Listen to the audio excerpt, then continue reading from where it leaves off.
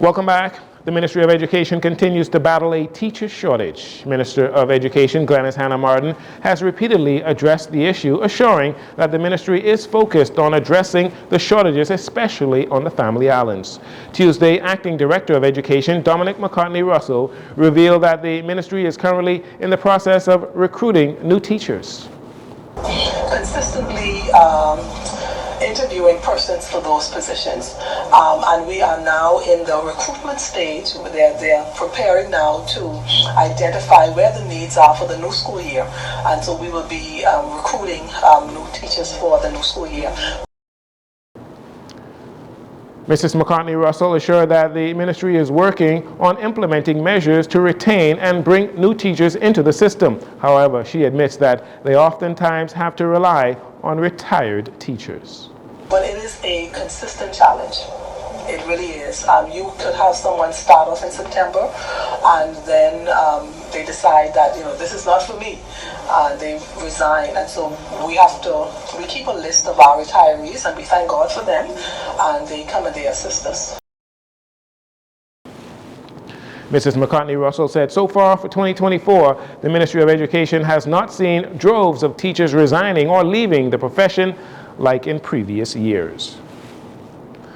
On the crime front, we begin on Grand Bahama, where 29-year-old Donovan Hart of New Providence was arraigned in the magistrate's court on Wednesday for indecent assault. He pleaded not guilty and was granted bail in the sum of $6,000. The matter was adjourned until June 9th. Hart is charged with indecently assaulting a female relative who is a minor. Also from Grand Bahama, police in the Second City arrested 3 men in connection with a stabbing incident that occurred on Wednesday night, leaving 1 man hospitalized. Police say around 9:15 p.m., the victim was at a business establishment on Barlow Road when he got into an argument with a male known to him. During this dispute, 2 other males approached the victim, which resulted in the conflict escalating and one of the males producing a knife and subsequently stabbing the victim. The victim sustained multiple stab wounds and was transported by ambulance to the hospital, where he is being treated for serious injuries. Officers from the Criminal Investigations Department later arrested 3 suspects ages 21, 20, and 19 at their respective homes. Investigations are ongoing into this matter. Police also making 2 separate drug seizures on Grand Bahama on Wednesday, one on Schooner Lane and the other on Sunridge Road. Suspected marijuana was confiscated in both incidents. Meanwhile, police on Bimini confiscated a loaded firearm and arrested a 28-year-old motorcyclist on Wednesday during a routine road check. And finally, a group of men referring to themselves as Brothers in Christ are hosting a men's mobilization march on Sunday, April 28th.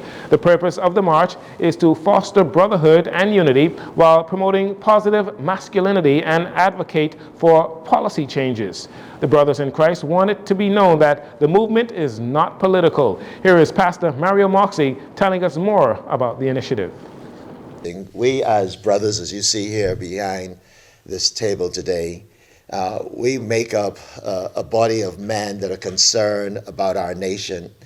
We are presenting a ground-breaking initiative that's aimed to galvanize men across the length, breadth of our nation towards an involvement in combating this scourge that we see before us today and fostering within our various communities a culture of peace and a culture of responsibility.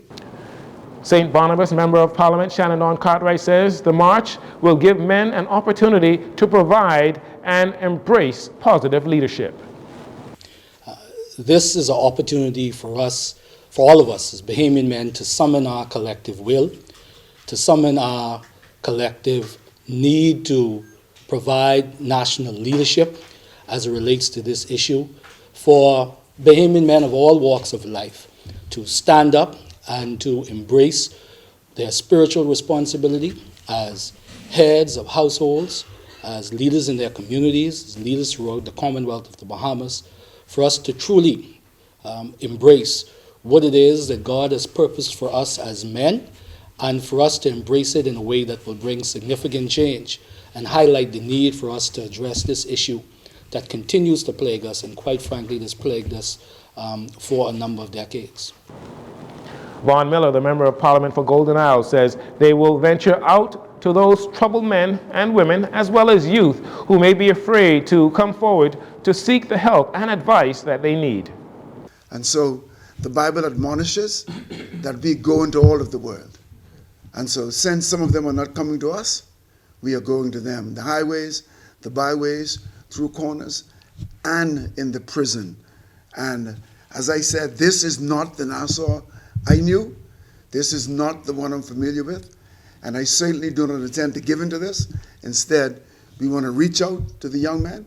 We want to engage them, find out what is going on with them, how we can help, how we can assist, what we can do to help restore, what we can do to help them. The brothers in Christ include other men like Franklin Butler, Hervis Bain, Valentino Williams, Jack Thompson, and Hewlin Hanna, among others, all committed to making a positive change in the wake of the ongoing crime challenges we face here in the Bahamas.